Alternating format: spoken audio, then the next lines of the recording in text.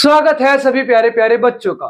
हम पढ़ रहे थे क्लास 10 का चैप्टर 6 जिसका नाम है कंट्रोल एंड कोऑर्डिनेशन। और इस चैप्टर में हमने सबसे पहले देखा कि कोई भी जो ऑर्गेनिज्म होता है वो रेस्पॉन्स करता है अपने एनवायरनमेंट में होने वाले चेंजेस पर।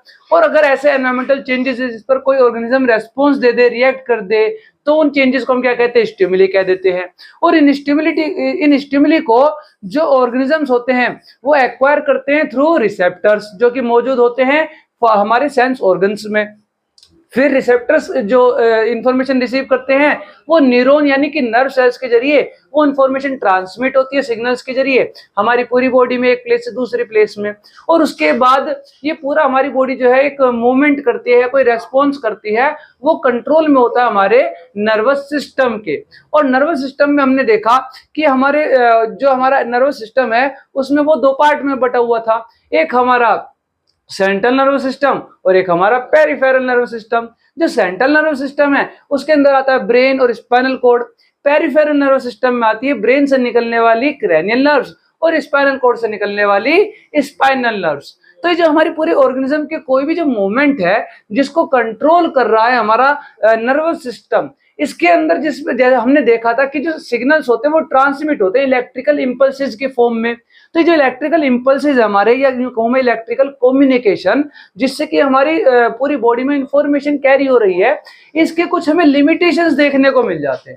लिमिटेशंस मतलब ड्रॉबैक्स या कुछ कमियां कह सकते हैं आप, जो इसमें हमें देखने को मिलती है। वो कमियां क्या है हम देखते हैं इस वीडियो में।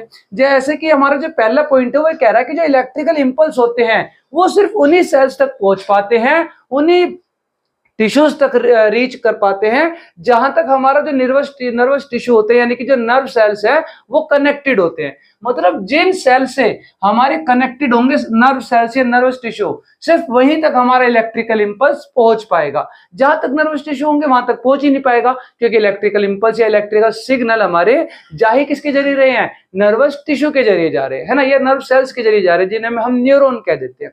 तो जहां तक हमारे न्यूरॉन नहीं है वहां तक हमारे इलेक्ट्रिकल इंपल्सेस नहीं जा पाते। ठीक है। फिर उसके बाद ये कह रहा है कि जो क्या नाम इलेक्ट्रिकल सिग्नल से जहां तक नहीं जा पाते हैं उसकी इस लिमिटेशन को ओवरकम करने के लिए, पूरा करने के लिए कौन आता है? हाँ, उसके लिए आते हैं हमारे क्या? Chemical signal. जैसे कि हमने पहले भी पढ़ा था फंक्शन ऑफ न्यूरॉन में कि जहां इलेक्ट्रिकल सिग्नल नहीं पहुंच पाते वहां इलेक्ट्रिकल सिग्नल जैसे ही बाहर निकलते न्यूरॉन्स के नर्व एंडिंग से, वहां पर एक केमिकल रिएक्शन होती है, केमिकल सिग्नल्स जो है आगे जाते हैं। तो जहां नर्व हमारे इलेक्ट्रिकल इंपल्स नहीं जा पाते वहां पर क्या कौन जाता आगे? केमिकल सिग्नल्स जाते हैं। फिर उसके बाद सेकंड पॉइंट ये कह रहा है कि एक बार कोई सेल, हमारा नर्वस सेल कह लो, नर्वस टिश्यू या न्यूरॉन कह लो, एक बार कोई इलेक्ट्रिकल इंपल्स को क्या कर दे? जनरेट कर दे। मतलब एक सिग्नल जो है जनरेट कर दे, कोई सेल बना दे और ट्रांसमिट कर दे, आगे पहुंचा दे। तो सेल हमारा टाइम लेता थोड़ा सा रीसेट होने में, अपने मैकेनिज्म को रीसेट करने में, दोबारा से नया सिग्नल जनरेट करने के लिए या ट्रांसमिट करने के लिए। जैसे कि अगर मैं कहूं कि मेरे ब्रेन ने कमांड दे दी मेरे हाथ को मूव करने के लिए, तो वो जो कमांड होगी वो एक बार में एक ही कमांड जाएगी, एक बार में एक ही सिग्नल जाएगा। फिर उसके बाद नई कमांड आएगी कि नहीं मुझे हाथ को मूव नहीं करना, तब मेरा हाथ जो थोड़ा सा मूव कर भी चुका होगा वो फिर रुक जाएगा मूव करने से। इसका मतलब क्या हुआ कि एक बार में जो हमारे सेल्स होते हैं वो एक ही कमांड को या एक ही इलेक्ट्रिकल इंपल्स को जनरेट कर पाते, बना पाते और ट्रांसमिट कर पाते, आगे भेज पाते। ठीक है, क्लियर है? इसका मतलब क्या हुआ कि जो सेल्स होते हैं वो कंटिन्यूअसली नए जो है इंपल्सेस क्रिएट नहीं कर सकते, ट्रांसमिट नहीं कर सकते, कंटिन्यूअसली नहीं कर सकते। उनके बीच में थोड़ा सा क्या आता है? एक टाइम गैप आ जाता है। क्लियर है? फिर इसी के बाद ये कह रहा है, जो इसका थर्ड पॉइंट है वो कह रहा है कि जो प्लांट्स होते हैं उनमें नर्वस सिस्टम ही नहीं होता। भाई प्लांट्स के अंदर थोड़ी ना कोई ब्रेन या स्पाइनल कोड है, हमारे अंदर ही तो है सेंट्रल नर्वस सिस्टम, ब्रेन और स्पाइनल कोड, या एनिमल्स के अंदर है ना। प्लांट्स के अंदर जो है हमारा कोई नर्वस सिस्टम ही नहीं होता। ये भी इसका एक क्या कह सकते हैं हम? लिमिटेशंस या कमी बोल सकते हैं। अब ये कह रहा है इन लिमिटेशंस को ओवरकम करने के लिए कौन आता है? इन लिमिटेशंस को ओवरकम करने के लिए आते हैं हमारे केमिकल सिग्नल्स या केमिकल कम्युनिकेशन हम कह सकते हैं। जैसे कि नर्वस सिस्टम को हमने इलेक्ट्रिकल इंपल्सेस को इलेक्ट्रिकल कम्युनिकेशन बोला, जो हमारी बॉडी पार्ट्स एक दूसरे से कम्युनिकेट कर रहे हैं सिग्नल्स भेज करके। वो जहां पर हमारे इलेक्ट्रिकल सिग्नल्स नहीं पहुंच पाते वहां पे कौन पहुंच पाते हैं? केमिकल सिग्नल्स पहुंच पाते हैं। फिर ये कह रहा है कि प्लांट्स में तो नर्वस सिस्टम होता ही नहीं है, तो प्लांट्स में भी हमारे क्या होते हैं, हॉर्मोन्स होते हैं, जो कि एक तरह के केमिकल कंपाउंड्स है जो कि केमिकल कम्युनिकेशन कर रहे हैं प्लांट्स में, पार्ट्स एक दूसरे से। ठीक है, हम ये बात कह सकते हैं। तो हमें जो है सभी बॉडी पार्ट्स में जहां पर हमारे इलेक्ट्रिकल इंपल्सेस नहीं पहुंच पाते, वहां हमारे कौन पहुंचाता सिग्नल, इलेक्ट्रिकल केमिकल सिग्नल्स जो है पहुंचाते हैं हमारे केमिकल सब्सटेंसेस। क्लियर है? जो आगे हम पढ़ेंगे अभी अगली स्लाइड में, हॉर्मोन्स इन एनिमल्स। अब जैसे कि हमने देखा कि जो मूवमेंट होती है हमारे ऑर्गेनिजम्स में, उसे कंट्रोल तो कर रहा हमारा नर्वस सिस्टम, लेकिन वो मूवमेंट हो कैसे रही है? जैसे कि जो हमारी बोन्स है वो तो मूव कर पाती है अपने जॉइंट्स की मदद से, लेकिन जो हमारी मसल्स हैं वो किस तरह से अपने मूवमेंट कर पा रही है? तो यहां पर एक सवाल आता है कि how do a muscle cell move. तो कि जो मसल के सेल्स हैं वो किस तरह मूव करते हैं? सेल्स मूव करेंगे तो टिश्यू मूव करेगी, पूरा मसल्स हमारी अपने आप मूव कर जाएगी। तो ये कह रहा है जो मसल सेल्स होते हैं वो मूव करते हैं बाय चेंजिंग देयर शेप। इसका मतलब कि जो हमारे सेल्स होते हैं, मसल सेल्स, उनकी एक शेप होती है, हर सेल की एक शेप होती है, तो मसल सेल की भी एक शेप होती है, एक साइज होता है ना। और वो जो हमारे सेल्स होते हैं वो अपनी शेप और साइज के साथ एक अरेंजमेंट में, एक पैटर्न के साथ जो है हमारे पास अरेंज्ड होते हैं हमारी ऑर्गेनिजम्स की बॉडी के अंदर, है ना। हर सेल, हर टिश्यू, कोई भी जो ऑर्गन्स होता है उनमें क्या होता है, सेल्स अरेंज्ड रहते हैं ना एक पैटर्न में। तो यहाँ पर भी ये कह रहा है कि जो मसल सेल्स होते हैं वो भी एक पैटर्न में अरेंज्ड होते हैं, है ना, हर ऑर्गेनिज्म में। और उनकी क्या होती है, सेल्स की एक शेप होती है, एक साइज होता है ना। अब ये कह रहा है कि वो जो सेल्स होते हैं उनके अंदर एक स्पेशल प्रोटीन मौजूद होता है, और उस प्रोटीन का नाम हो जाता है, मान लो जैसे कि एक्टिन हो गया, मायोसिन हो गया, ये कुछ 2-3 अलग अलग तरीके के प्रोटीन होते हैं। ये जो स्पेशल प्रोटीन्स होते हैं सेल्स के अंदर, मसल सेल्स के अंदर, ये क्या करते हैं, इनको हेल्प करते हैं मसल सेल्स को इनकी शेप चेंज करने में, है ना। मतलब ये कह रहा है जो मसल सेल्स के अंदर जो मौजूद प्रोटीन है ये क्या करवाते हैं, मसल सेल के शेप को चेंज करवा देते हैं। ठीक है, जब भी क्या होता है, कोई केमिकल हमारी सिग्नल आता है मसल्स के पास, तो क्या होगा, तुरंत उन सेल्स की क्या होगी, शेप चेंज हो जाएगी अकॉर्डिंग टू दैट मैसेज। मतलब जिस भी तरीके का वो मैसेज आया, कोई सिग्नल आया जिस तरीके का, उस अकॉर्डिंग जो है हमारी सेल्स की जो शेप है वो क्या होगी, चेंज होगी। और साथ ही साथ क्या चेंज हो जाएगा, अरेंजमेंट भी चेंज हो जाएगा। मतलब जिस पैटर्न में वो सेल्स हमारे अरेंज्ड हैं वो पैटर्न चेंज हो जाएगा, तो अरेंजमेंट चेंज हो जाएगा सेल्स का, और इसी की मदद से हमारे सेल्स क्या कर पाते हैं, मूव कर पाते हैं। क्लियर है?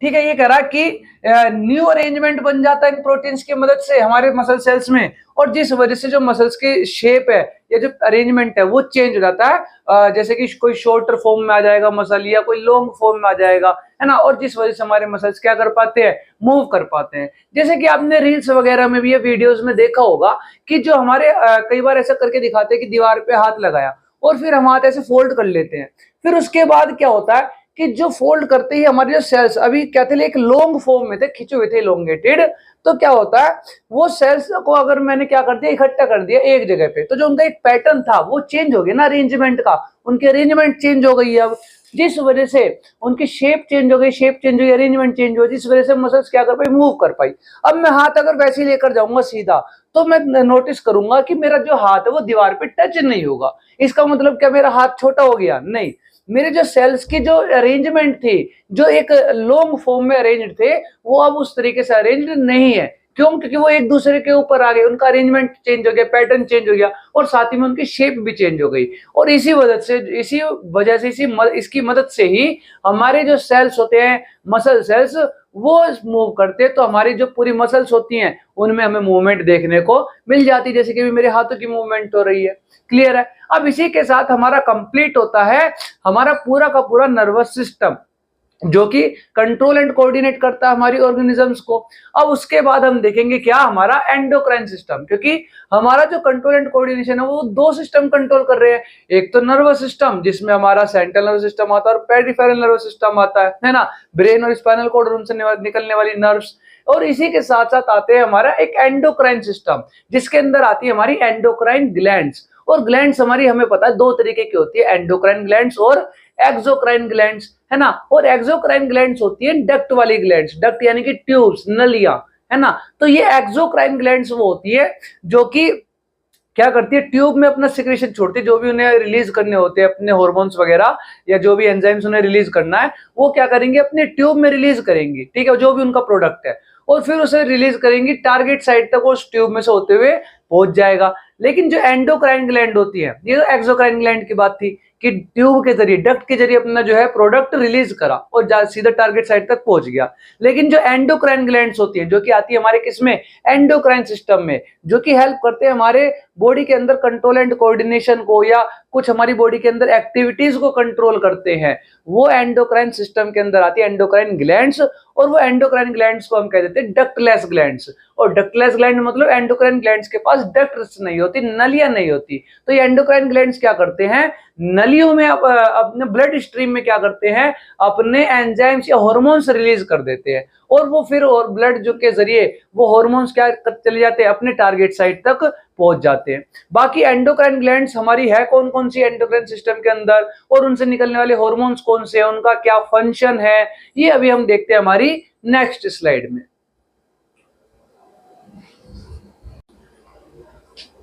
अब जैसे कि हमने देखा कि एंडोक्राइन हमारी वो ग्लैंड्स होती हैं जो कि अपना जो प्रोडक्ट होती हैं, जैसे कि हार्मोन्स हो गई या एंजाइम्स हो गई, उनको सीक्रेट करती हैं ब्लड स्ट्रीम में, मतलब अपने ब्लड में रिलीज कर देती हैं, और फिर वो हार्मोन्स जो होते हैं, जो उनका एंडोक्राइन ग्लैंड्स के प्रोडक्ट्स हैं, वो टारगेट साइट तक ब्लड के जरिए पहुंच जाता है। तो ये हमारी कुछ एंडोक्राइन ग्लैंड्स, पीनियल ग्लैंड हो गई, पिट्यूटरी ग्लैंड हो गई, इसके अलावा हमारी हाइपोथैलेमस हो गई, या फिर थायराइड हो गई, पैराथायराइड होती है एक, फिर इसके अलावा थाइमस है, फिर एड्रिनल ग्लैंड है, पैनक्रियाज है। अब ये सारी ग्लैंड्स तो हमारी कॉमन है, जो मेल में भी होती है और फीमेल में भी होती है। लेकिन जो टेस्टिस है हमारे, वो सिर्फ हमें मेल में देखने को मिलते हैं, और ओवरी हमें फीमेल में देखने को मिलती है।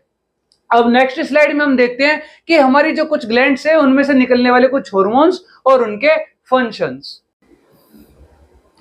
अब ये हमारे कुछ हार्मोन्स हमारे ग्लैंड से निकलने वाले, जैसे कि हमारा पहला हार्मोन है ग्रोथ हार्मोन, और इसके नाम में आ रहा ग्रोथ। इसका मतलब ये हुआ कि जो हमारा ग्रोथ हार्मोन है, ये ऑर्गेनिजम्स की ग्रोथ एंड डेवलपमेंट में काम आता है। और ये जो हार्मोन निकलता है, ये निकलता है हमारे पिट्यूटरी ग्लैंड से। तो growth hormone is secreted by pituitary gland. और जो पिट्यूटरी ग्लैंड होती है हमारी, ये हमारी लोकेटेड होती है हमारे मिड ब्रेन के पास में, और इस पिट्यूटरी ग्लैंड को मास्टर ग्लैंड भी कहा जाता है। ऐसा क्यों? क्योंकि जो हमारी बाकी सारी ग्लैंड्स है या उनसे निकलने वाले हार्मोन्स है, उनकी फंक्शनिंग को भी कहीं ना कहीं कंट्रोल करता है कौन? हमारा पिट्यूटरी ग्लैंड। इसलिए पिट्यूटरी ग्लैंड को कहा जाता है मास्टर ग्लैंड हमारा। ठीक है, फिर इसके बाद ये कह रहा है कि जो हमारा ग्रोथ हार्मोन है क्या करता है, ये हमारा ग्रोथ एंड डेवलपमेंट को रेगुलेट करता है। फिर उसके बाद है हमारा सेकंड हार्मोन, और सेकंड हार्मोन है थायरोक्सिन। और थायरोक्सिन हार्मोन निकलता है हमारा थायराइड ग्लैंड से, जो कि लोकेटेड होती है हमारे गले में, जिसको हम कह सकते हैं नेक या थ्रोट रीजन। ठीक है, तो ये हमारा जो थायरोक्सिन हार्मोन है कहां से निकलता है? ये निकलता है हमारा थायराइड ग्लैंड से। और ये क्या काम करता है? ये काम करता है हमारा metabolism of carbohydrates, fats and protein. ये हमारे कार्बोहाइड्रेट, फैट और प्रोटीन का मेटाबॉलिज्म करता है थायरोक्सिन हार्मोन। और ये थायरोक्सिन हार्मोन होता है, ये सीक्रेट होने के लिए, मतलब इसके निकलने के लिए हमारे जरूरत पड़ती है थायराइड ग्लैंड को आयोडीन की। इसीलिए कहा जाता है कि हमें आयोडीन युक्त नमक खाना चाहिए, ताकि हमारी बॉडी में कभी भी आयोडीन की कमी ना हो। क्योंकि अगर थायराइड ग्लैंड में आयोडीन की कमी नहीं होगी, तो थायरोक्सिन हार्मोन रिलीज नहीं होगा, फिर मेटाबॉलिज्म नहीं होगा कार्बोहाइड्रेट, फैट और प्रोटीन का। और जब थायरोक्सिन हार्मोन रिलीज नहीं होगा, तो जो थायराइड ग्लैंड होती है उसे उसमें स्वेलिंग आ जाती है, वो सूज जाती है, जिससे हमारा गला जो है मोटा हो जाता है, जिसको हम कह देते हैं कि गोइट्रे हो गया है। ठीक है, जैसे आपने आम भाषा में लोगों को सुना होगा, ये कहते हुए कि थायराइड हो गया है, थायराइड की बीमारी हो गई है। वो असल में थायराइड तो हमारी ग्लैंड है जो ऑलरेडी मौजूद है हमारे। होता क्या, उस बीमारी का नाम क्या है? गोइट्रे। और उसमें होता क्या कि थायराइड ग्लैंड हमारी सूज जाती है, स्वेलिंग आ जाती है उसमें, जो कि भी हम देखेंगे आगे। फिलहाल हम जानते हैं हार्मोन्स के बारे में। तो थायरोक्सिन हार्मोन क्या हुआ? थायराइड से निकलने वाला वो हार्मोन जो कि मेटाबॉलिज्म करता है हमारे कार्बोहाइड्रेट, फैट और प्रोटीन का। इसके बाद हमारा थर्ड हार्मोन है इंसुलिन। और जो हमारा इंसुलिन हार्मोन है, ये निकलता है हमारी पैनक्रियाज से। और पैनक्रियाज लोकेटेड होती है हमारी कहाँ? हमारे स्टमक के नीचे। ये जो हमारा हमने पता है कि हमारा स्टमक होता है, जिसके अंदर हमारा प्रोटीन का डाइजेशन होता है, हमारे जिसके अंदर हमारा HCl होता है, पेप्सिन होता है, और उसके अलावा म्यूकस की लेयर बनती है। तो वो जब हमने चैप्टर 5 में पढ़ा है स्टमक के बारे में, वहीं पर उसके नीचे लोकेटेड होता है हमारा क्या? पैनक्रियाज। और इसी से निकलता है हमारा क्या? Insulin hormone. और पैनक्रियाज से निकलते हैं कुछ पैनक्रियाटिक जूसेस भी निकलते हैं ना, ये तो हार्मोन है। वो एंजाइम्स भी निकलते हैं जो कि फूड के डाइजेशन में हेल्प करते हैं, है ना। तो पैनक्रियाज एक ऐसी ग्लैंड है जिसमें से ये हार्मोन भी निकलता है, इंसुलिन और पैनक्रियाटिक जूसेस नाम के हमारे कुछ एंजाइम्स भी निकलते हैं। क्लियर है। फिर उसके बाद ये कह रहा है कि जो इंसुलिन हार्मोन है जो कि पैनक्रियाज से निकलता है, ये करता क्या है, इसका फंक्शन है हमारी बॉडी के अंदर ब्लड के शुगर लेवल को क्या करना, रेगुलेट करना। मतलब हमारी जो बॉडी है उसके अंदर जो ब्लड का शुगर लेवल है उसको मेंटेन रखता है हमारा इंसुलिन हार्मोन। और अगर इंसुलिन हार्मोन पैनक्रियाज रिलीज नहीं कर पाता सही से, वो अपनी फंक्शनिंग नहीं कर पा रहा है, तो हमारी बॉडी में ब्लड का शुगर लेवल मेंटेन नहीं हो पाता, जिस वजह से जो है हम लोगों को क्या हो जाता है, शुगर की बीमारी हो जाती है, जिसमें हम कहते हैं कि अगर ज्यादा हो जाती है तो इंजेक्शन लगते हैं शुगर में, है ना। और उन इंजेक्शन में क्या होता है, इंसुलिन हार्मोन ही तो होता है जो हमारी बॉडी में जाके क्या करता है, ब्लड के शुगर लेवल को मेंटेन करता है। तो उस बीमारी को हम क्या कह देते हैं, डायबिटीज कह देते हैं, जो भी हम आगे देखेंगे। तो ये था हमारा इंसुलिन हार्मोन जो कि किससे निकलता है, पैनक्रियाज से निकलता है और हमारी बॉडी के अंदर ब्लड शुगर लेवल को रेगुलेट करता है। और ये कहाँ होता है मौजूद, इंसुलिन हार्मोन जिससे निकलता है पैनक्रियाज से, वो पैनक्रियाज कहाँ होती है, स्टमक के नीचे। अब देखते हैं हम इसके आगे हमारे अगले हॉर्मोन्स। अब ये हमारे अगले हॉर्मोन्स, और इसमें पहले हमारा एड्रेनलिन, और एड्रेनलिन हार्मोन निकलता है हमारा एड्रिनल ग्लैंड से। एड्रिनल ग्लैंड हमारी दोनों ही किडनीज के ऊपर मौजूद होती है, ठीक है। ये कहाँ लोकेटेड होती है हमारी एड्रिनल ग्लैंड, दोनों किडनीज के ऊपर। और ये एड्रिनल ग्लैंड से निकलता है हमारा एड्रेनलिन हार्मोन। और ये एड्रेनलिन हार्मोन करता क्या है, ये कर देता है हमारा ब्लड प्रेशर हाई, यानी कि इसका मतलब क्या हुआ कि हमारी हार्ट बीट को बढ़ा देता है। हार्ट बीट बढ़ाएगा तो ब्लड क्या होगा, तेजी से पंप होगा, ब्लड तेजी से पंप होगा, ब्लड तेजी से घूमेगा पूरी बॉडी में, और ब्लड पूरी तेजी से घूम के पूरी बॉडी में क्या करता है, ऑक्सीजन की सप्लाई बढ़ा देता है। वो तेजी से ऑक्सीजन की सप्लाई बढ़ाएगा पूरी बॉडी में और हमारे ब्रेन में भी, ठीक है। फिर इसके बाद क्या होता है, ये मेटाबॉलिज्म भी बढ़ा देता है किसका, कार्बोहाइड्रेट का। तो ये क्या क्या करता है, एक तो ब्लड प्रेशर इंक्रीज कर देता है, कैसे, हार्ट बीट को इंक्रीज करके।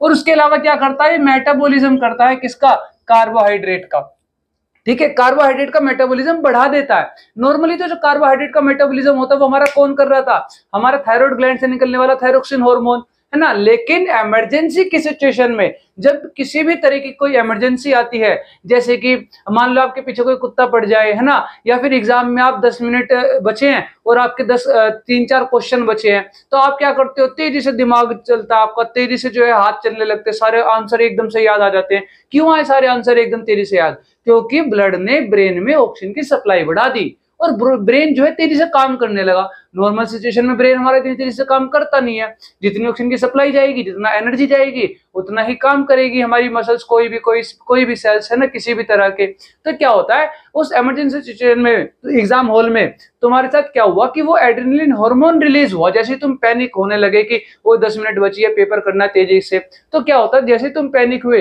एड्रिनल पिट्यूटरी ग्लैंड, पहले तो मास्टर ग्लैंड है, वो सिग्नल भेजेगा एड्रिनल ग्लैंड को, और वहां से रिलीज होंगे हमारे एड्रेनलिन हार्मोन। और ये एड्रेनलिन हार्मोन क्या करेगा, तुम्हारा ब्लड प्रेशर बढ़ा देगा, तुम्हारी हार्ट बीट बढ़ा देगा, कार्बोहाइड्रेट का मेटाबॉलिज्म बढ़ा देगा। और कार्बोहाइड्रेट क्या करता है, कार्बोहाइड्रेट ही तो कन्वर्ट होता है किसमें, ग्लूकोज में, और ग्लूकोज से बनती है क्या, एनर्जी, है ना।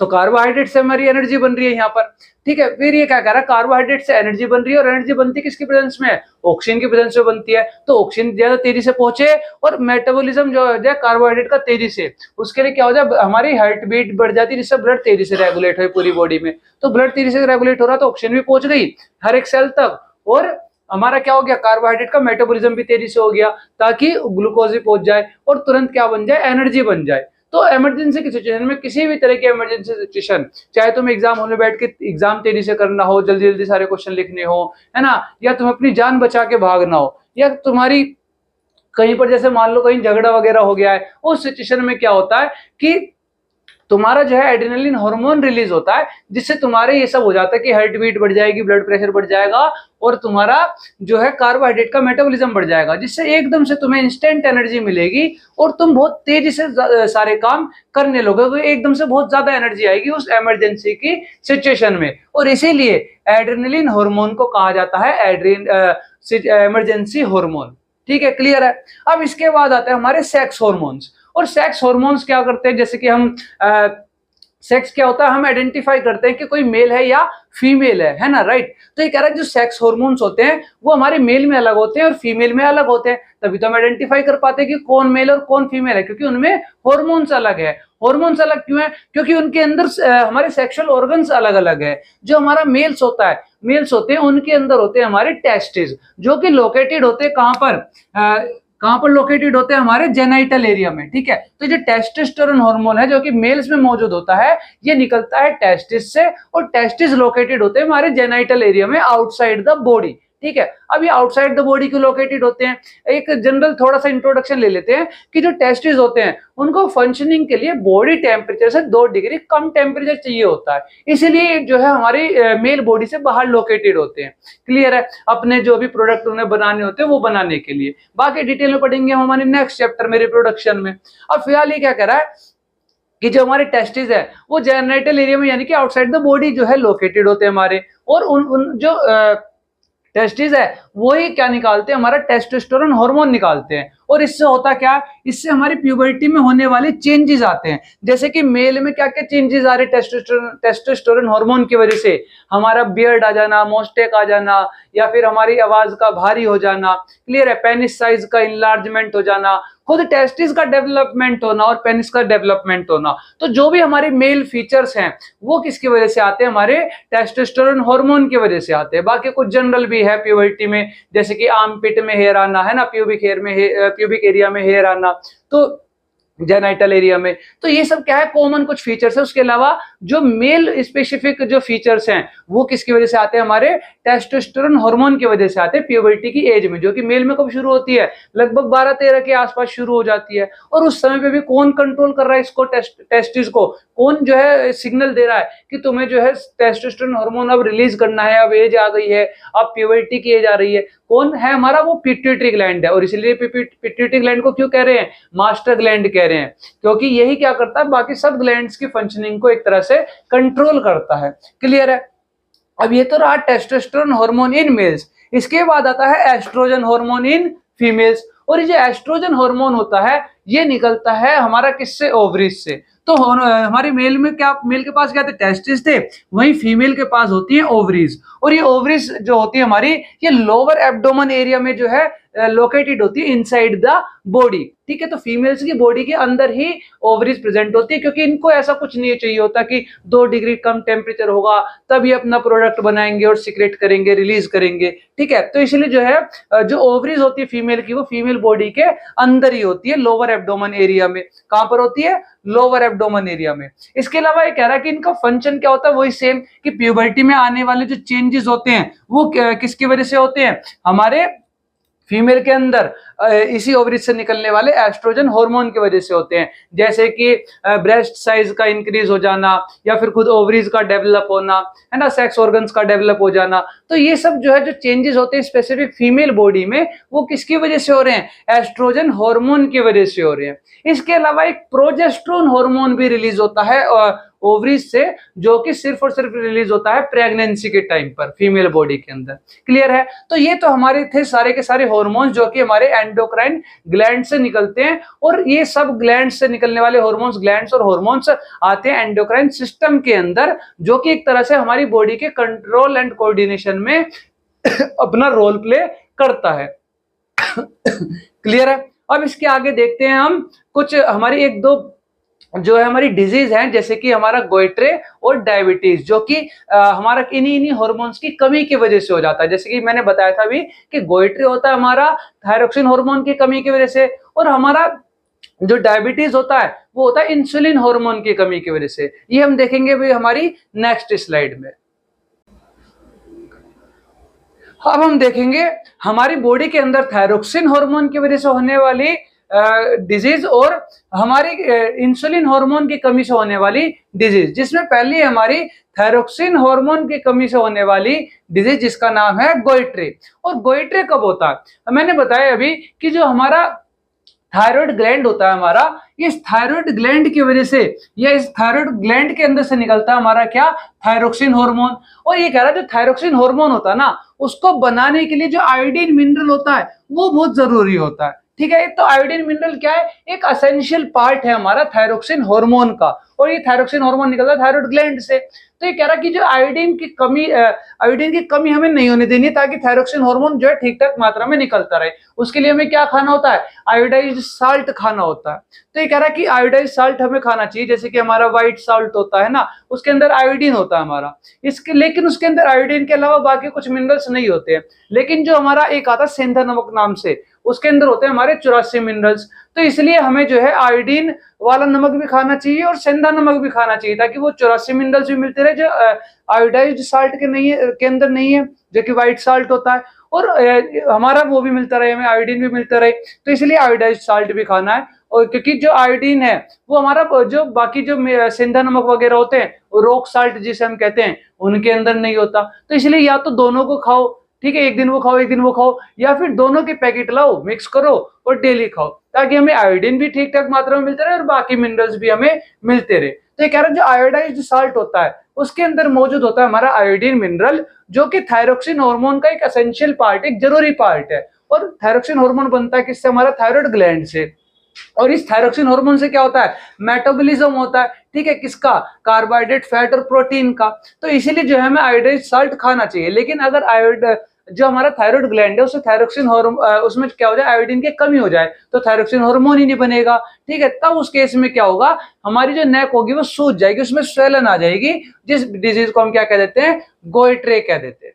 क्लियर है।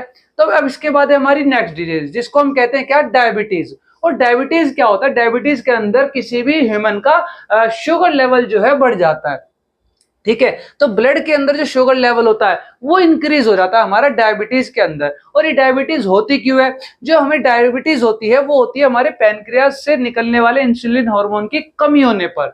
मतलब जो ये कह रहा है कि एक तो ये बात की, ये कह रहा है जो डायबिटीज है इसमें होता क्या कि हमारा ब्लड शुगर लेवल इंक्रीज हो जाता है। इसके अलावा ये कह रहा है कि जो हमारा पैनक्रियास से निकलने वाला इंसुलिन है उसकी अगर कमी हो जाए, डेफिशिएंसी हो जाए, तब क्या होता है, हमें डायबिटीज हो जाता है, ठीक है। और ये निकलता है किससे, हमारा इंसुलिन हार्मोन पैनक्रियास से निकलता है। तो ठीक ठाक पैनक्रियास काम करता रहे, उससे इंसुलिन निकलता रहे ताकि हमें जो है डायबिटीज ना हो, ठीक है। उसके लिए हमें रेगुलर एक्सरसाइज करनी होती है, अपनी डाइट पर ध्यान देना होता है। क्लियर है।